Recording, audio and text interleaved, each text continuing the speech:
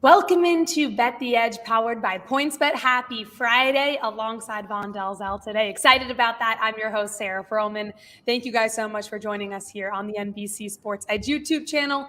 Coming up on today's episode, Kenny Ducey, he's going to be here in a matter of minutes to help us handicap the women's final at Wimbledon, and also explain who he'd like to see on the men's side of the draw. And PointsBet head trader Jay Croucher is going to join us and explain how performances from Chet Holmgren and other Summer League players could impact Rookie of the Year pricing. And we're also going to get into the National League Cy Young market, which is extremely interesting to dissect. And of course, at the end of the show, we have our Edge of the Day, best bets for today and this weekend. And that's all coming up here on Bet the Edge, powered by PointsBet. Vaughn, excited you're on the show today, hosting with myself. Fired up. Happy Friday. What is going on? What are you looking forward to this weekend? Oh, big weekend in sports. I wish I had time to watch Summer League. I feel like with baseball season, you just don't have that time with all the games every day, all day. But Red Sox, Yankees this weekend, like Garrett Cole was on the mound yesterday. We had a sweat out under 7.5. Major League Baseball betting right now. Listen, I mean, the past 5 weeks have been horrific.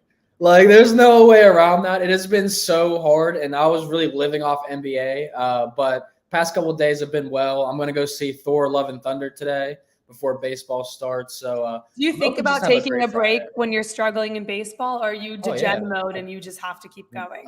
Never degen mode. Degen mode leads to dark places, Sarah. You can't be in those places. So, yeah, I take breaks, 3-day breaks, a week break, whatever helps. But, yeah, I've been feeling good. So, I think we got some winners today and loaded baseball slate and some futures. So, let's have a great show. Okay, I'm excited, to see where you go on Major League Baseball and with your picks. I'm looking forward to Wimbledon. We'll get to that in a second for the women's finals. But a lot going on. We will get into the Red Sox, Yankees. I know you have a prop later in the show in Major League Baseball. And just a lot, as you mentioned, going on. I'm also excited to talk Summer League, but more importantly, the futures market for Rookie of the Year now in the NBA. But for now, a reminder, if you don't have the NBC Sports Predictor app powered by PointsBet, go download it now. The contests are free and easy to play, and you have a shot to win thousands by predicting what will happen in Major League Baseball on the PGA Tour and NASCAR circuit.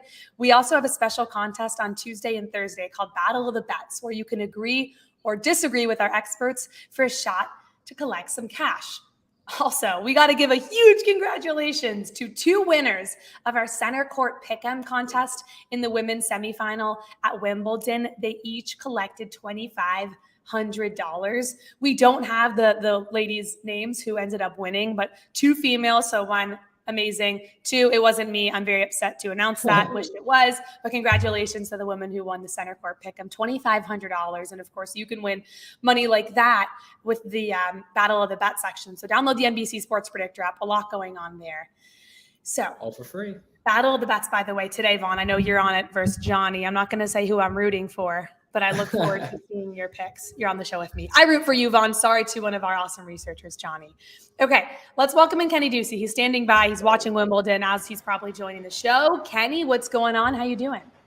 I'm feeling fantastic because lifeguard Cam just picked up the first set of Novak Djokovic. I also really relish in the fact that I'm not the top heel at this company, apparently, which is great. I'm used to being the heel. I'm used to playing that's why I'm wearing my Zach Wilson shirt right now, just trying to get some heat. But no, it's great to be with you guys as always. And I was at Red Sox Yankees last night. What a scene that was at Fenway, Vaughn. Yeah.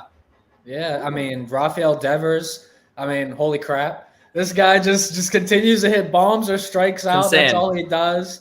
But, I had Garrett Cole under 7.5. I was begging my brothers. I said, let's buy a ticket. We'll bet the house on us under 7.5. Everything will be free. They didn't take my advice. It would have worked out. But glad to have you here, Kenny.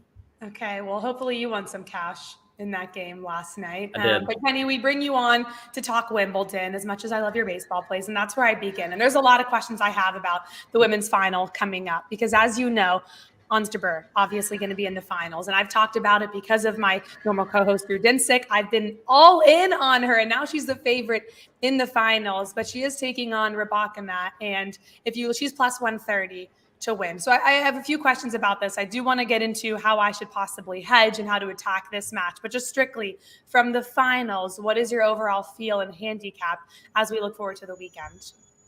Well, my feel, frankly, is that Ons Jabeur just really hasn't looked that great over her last two matches. Obviously, the match against Tatiana Maria, she was in complete control, just fell apart in the second set, basically donated it to her. They're good friends. I don't know if she just was like, hey, why don't you have a set? But, in all seriousness, no, the Buzkova match was tough as well. It's taken a lot out of her. And, for as dominant as she looked in the third set yesterday, I just don't know if she's really playing at the level that she needs to be playing at against Elena Rybakina, who absolutely hit Simona Halep off the court. Simona Halep was the most dominant player in this draw. There were obvious concerns with her serve, right? Halep was just double faulting everywhere, couldn't land her first serves. But Rybakina, speaking of her serve, she's bombing aces, right? She was looking like a dominant player, an unbreakable player. And I just don't know, when you talk about someone in Ons Jabeur who's had so many level drops over the last few matches and, a couple of scares, the scare against Mertens, she almost lost the first set there. Like, she's dropped her level. She's had lapses in focus. I just don't know, like, against a big server, one of the best holders right now that we have in this draw, on tour, and Rybakina, someone who's a rising star, like, it's going to be really tough. I think that Jabeur should be the favorite. She's accomplished more in her career. She is probably more talented, but Rybakina has just been hitting so huge. And I'm scared for Jabeur. And if I have to take a side here, it's going to be Rybakina as much as it probably pains everyone behind the scenes and you to say, I think Rybakina is going to win. No, it is. I don't have a horse in this race, so at plus 130, I'm definitely cool with that, Kenny. I'll take that. I know you joked about being the heel of the company, but when it comes to pronunciations, you're the head of the company, my friend. You get it done when it comes to these tennis pronunciations. So talk a little bit more about the markets. How would you handle some of the derivative markets and the value on Saturday? Yeah, so look, I think when we're talking about the markets, if you don't take the future market for a sec, because I know Sarah was questioning her ticket and what she should do. I think if you have an Ons Jabeur ticket, you're not alone. I think a lot of people have Ons Jabeur futures because, as we now know, her just kind of walking to the final and really not even having to run over that much good competition.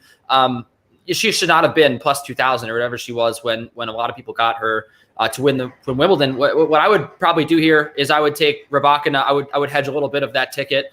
Just because, like I said, getting plus money, sometimes, like, for example, if Cam Norrie finished off Novak Djokovic, went to the final, and you have a Kyrgios ticket like me, and, you're looking at Kyrgios minus 400, it's almost like, why would I even hedge? I'm very confident that Kyrgios is going to win. But I do think that this is a little bit of a scary spot for Jabeur, so I would probably take a little bit of money out and take Rybakina. But in terms of the markets, it's been moving completely towards Jabeur. So if you want to wait to hedge, maybe even wait until live. You might be able to get a better price on Rybakina live, maybe after Jabeur serves first, holds, or she goes up, 4-3 in the first. Like, that might be the right time to hedge. Of course, it's unpredictable tennis, so you just never know what's going to happen. Cam Norrie broke first today and then got broken back, and then so who knows? But I do know that most of the money's coming in right now against Rybakina and on Jabeur. So I think that is definitely a good sign for anyone who was looking to hedge. But I would probably hedge if I had a future.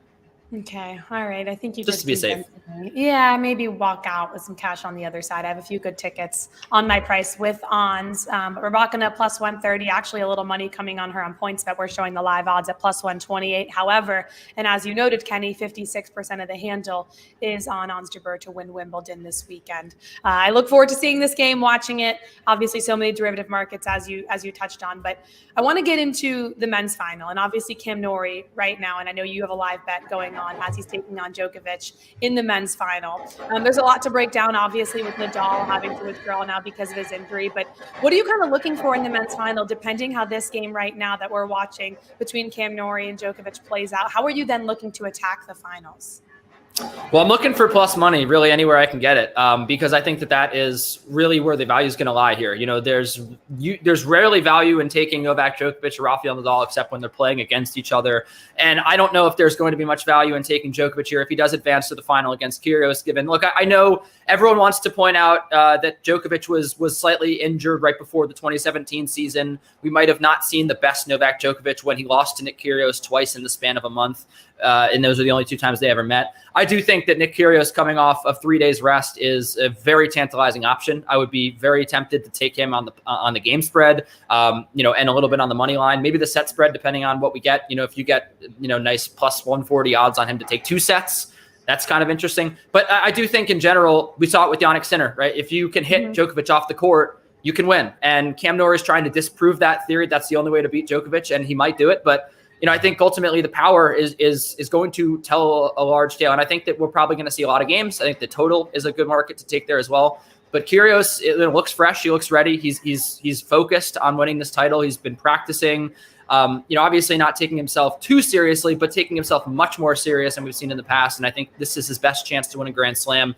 I really think he may do it. I really do. I think that he's just serving so big that when you serve that big on a surface like this, it makes those pressure points even more pressure packed. We saw Djokovic cave to the pressure last year at the US Open. He definitely knows what he's up against, right? This may be his last Grand Slam until Roland Garros next year. He knows that Rafa's passed him in Grand Slams. So we might see him get a little tight.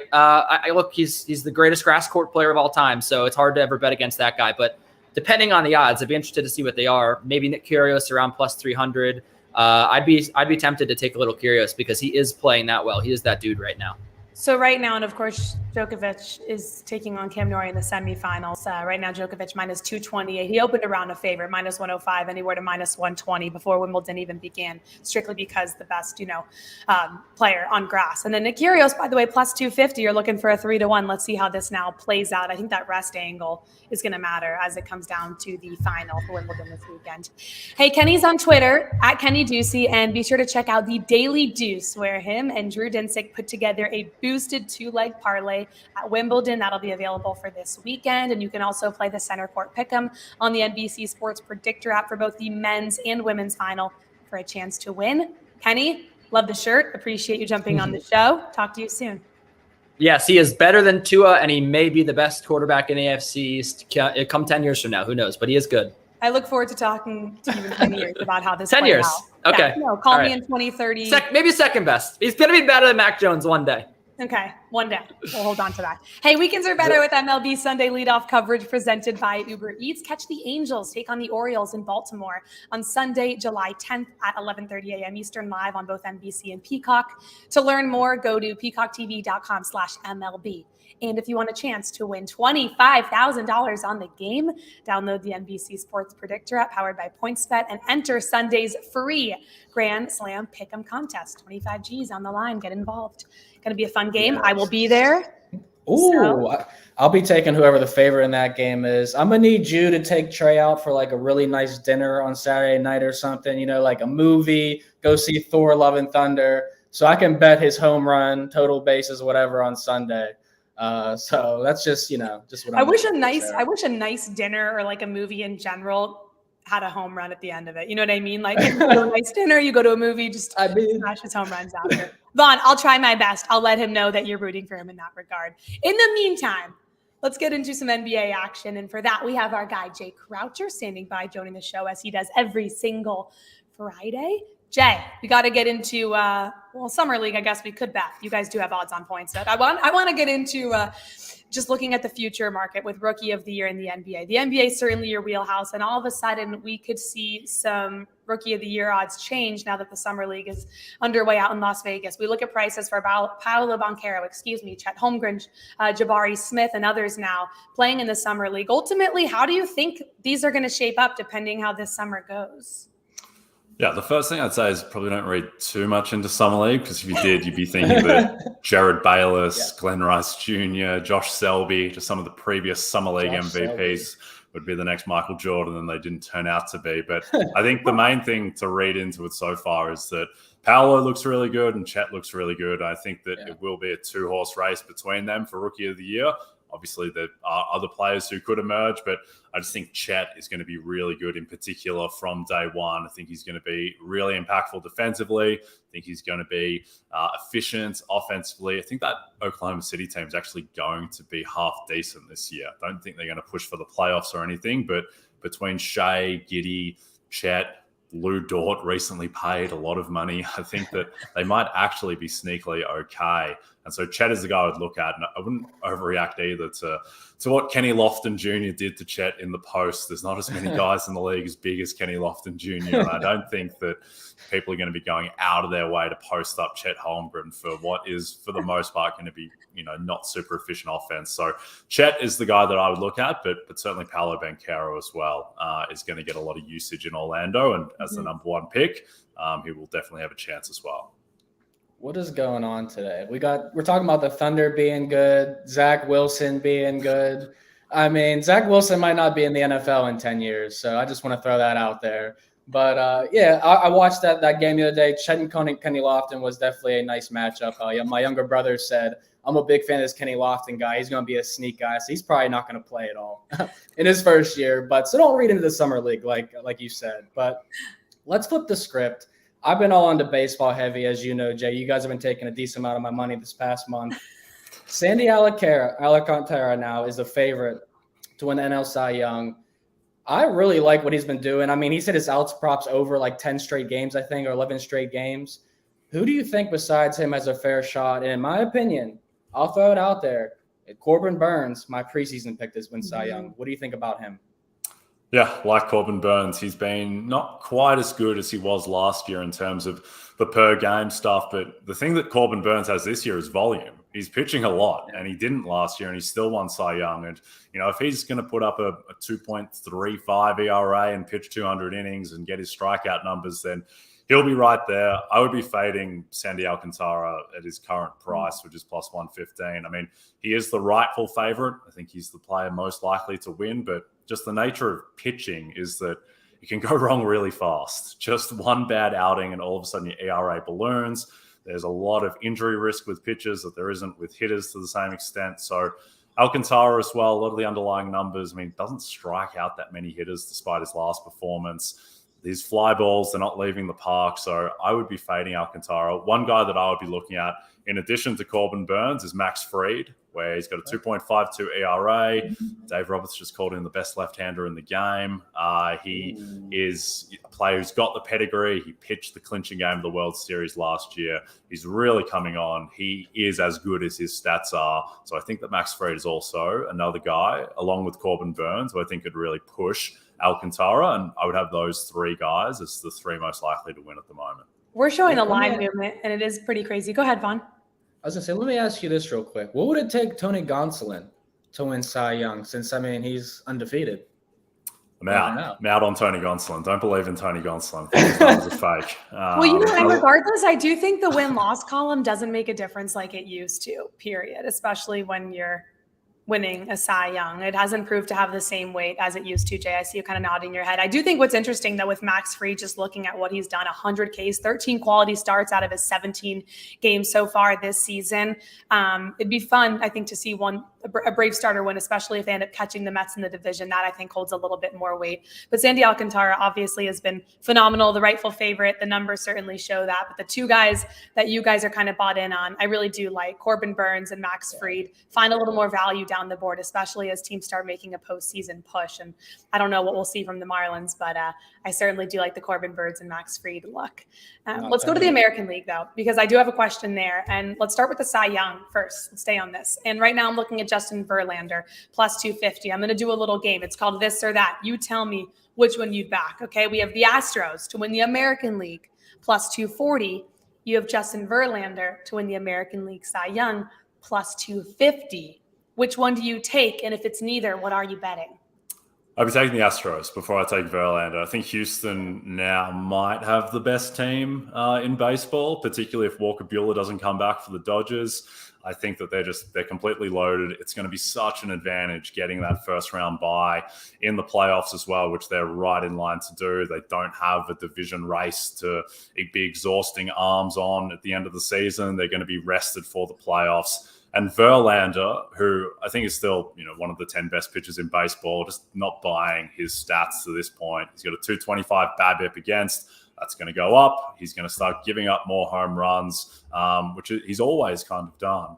So I think that Verlander is a play to fade. I think Shane McClanahan has been the best pitcher in the AL to date. And if you like a long shot, Framber Valdez, one of Verlander's teammates, has quietly put up a 2.67 ERA. He's got a 67% ground ball rate, which is verging on historic, and it's not an outlier either because he was at 70% last year.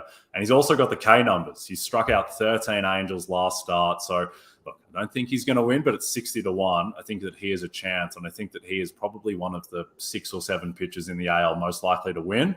So Framber Valdez, I'd rather be betting him at his price than Verlander at Verlander's price. I would be sick if Framber Valdez was the guy to win, and so would a lot of people. But honestly, I like the Astros far more than Verlander too. I think the Astros are the best team, definitely in the AL. That offense, like if the whole Royals series was phenomenal that they just played, but the offensive output of how many times they went down and came back, took the lead, or cut the deficits, I think that's going to come into play. So I really like the Astros, and I'll agree with you there.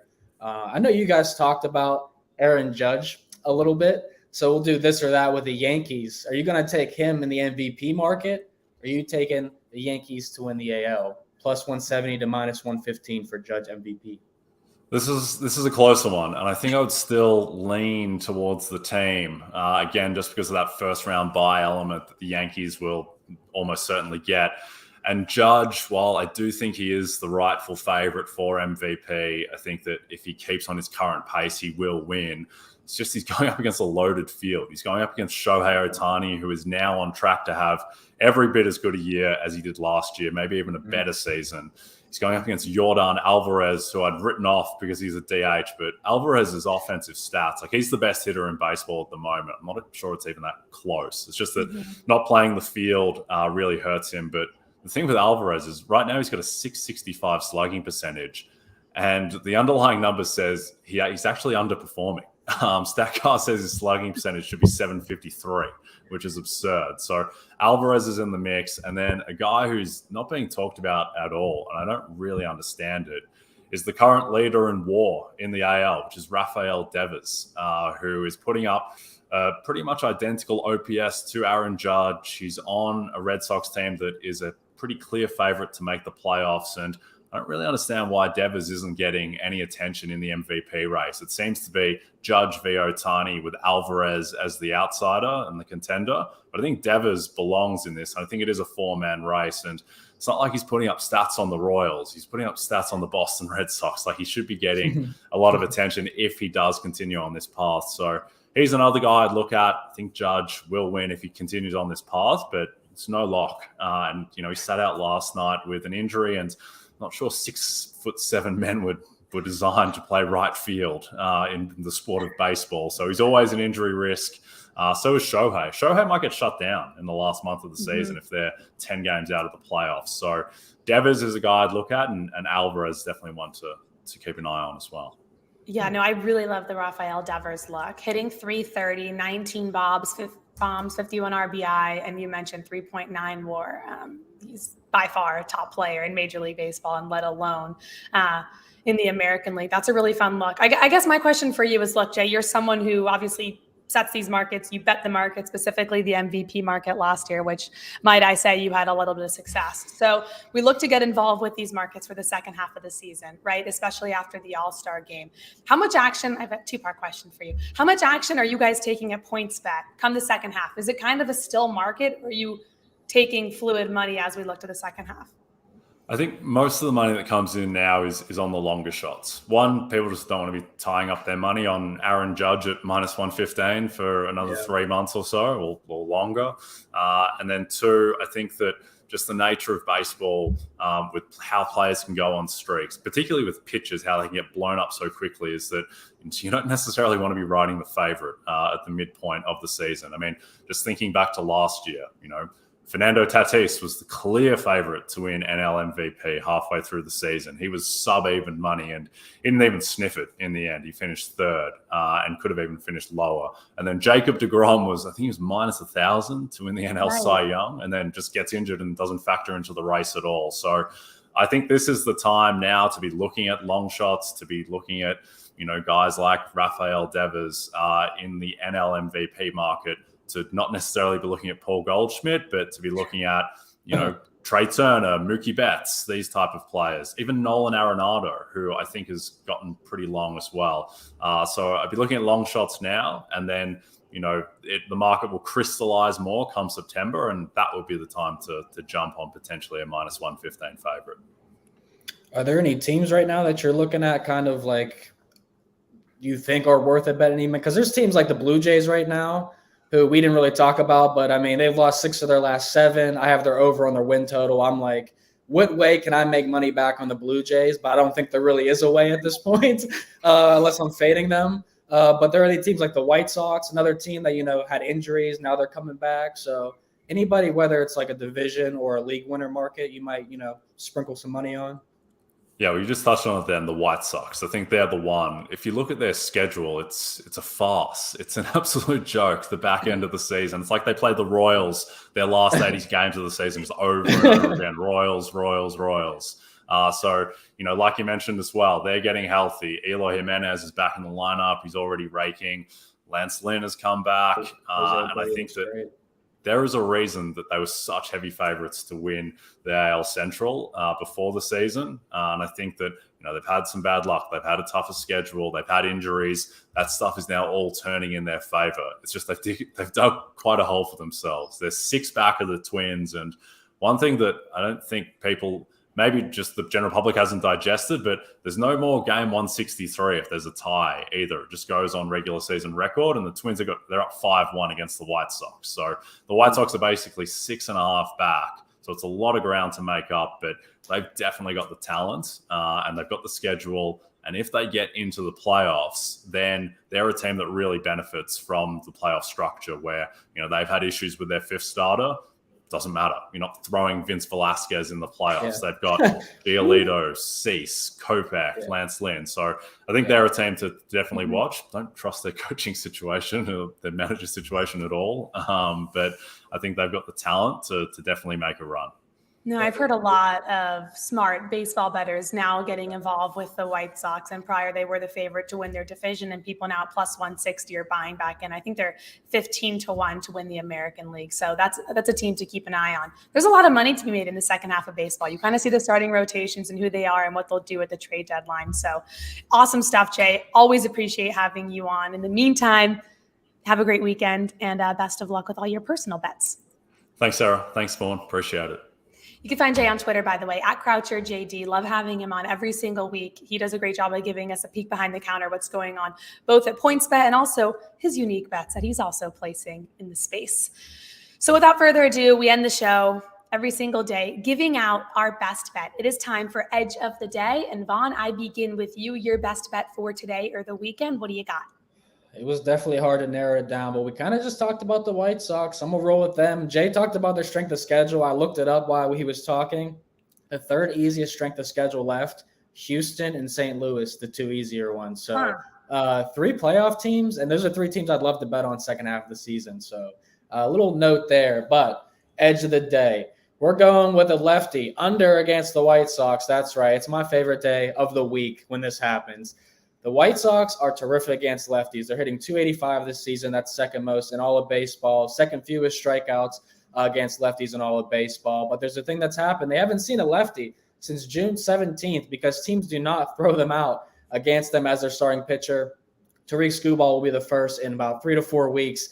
Chicago owns a 368 batting average against this guy, all right? He hasn't been there. His last 3 meetings have all been at Detroit, not in Chicago, so he'll be on the road here. He's under in 5 straight games and under 4 out of the last 5 on the road. You see our NBC model has him at 3.9 Ks. That's why you see the green on the chart, even though his line is 5.5. So obviously our model likes his under today too. And when you look at what the White Sox have done, Sarah, against lefties in general this season, 11 out of 16 have not only gone under 5.5, but they've gone under 4.5 Ks. So in my mind, we're getting an extra strikeout with Tariq Skubal today. So I will take him for a guy that had a 5.85 ERA in his last 6 starts in June, and then a 9.64 ERA against the Royals with 1 strikeout. He is on my watch list, so we'll take an under against the White Sox on Tariq Skubal. Right. Tariq Skubal, 1 strikeout, as you mentioned, against the Royals in his last start. He's 5-0 to the under 5.5 Ks in his last 5 starts. That's why a lot of the money, I think, will be coming in on the under as we get closer. It's just juiced to minus 146. So I think it's a stay away. We're kind of seeing 50-50 action on the splits of where the money's coming in on that prop. I have an MLS play for my edge of the day. Who would think I'm going there? But this is going to be fun. I found the Philadelphia Union. They're playing the DC United team today in Philly, and under 2.5 goals you could find at -105. It was -102, so a little bit of money coming in on this morning. But let's get into this Friday MLS action. The Union are one of the best defensive teams in Major League Soccer. They've conceded 5 goals, just 5 at home. They also have 4 shutouts at home this season. And if you look at their goalie and Andre Blake, he's been phenomenal all season. He leads the MLS and by a pretty big margin in save percentage. But not only are the Union a far better team, they struggle offensively, especially late. They haven't scored in each of their last 2 games. So you take their really good defensive team. They're not putting up goals as of late. And then you look at DC United and what they've done. Besides their offensive explosion, what happened on July 4th, they're averaging just around 1 goal per game since late May. So top defense in Philadelphia, kind of both struggling offenses. Under 2.5 goals is the play for me.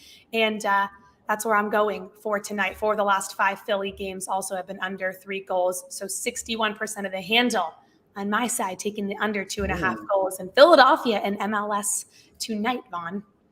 I like that. I did not expect to see that or hear that today. But as you said, it's only baseball going on, so you got to be creative in some ways. But it sounds like you got a lot of trends in your favor. You also have the money in your favor. So best of luck, and I'll sprinkle a little something on that. I'll parlay with Screwball tonight. Okay, hope for the best in Major League Soccer. And yes, the under for you, 5.5 Ks for Scooble tonight. Obviously, a lot of plays that we gave out throughout the show, but we appreciate everyone joining us here on Bet the Edge, powered by PointsBet. In the meantime, please subscribe, rate the podcast, and be sure to go to NBCSportsEdge.com for more help with all of your plays.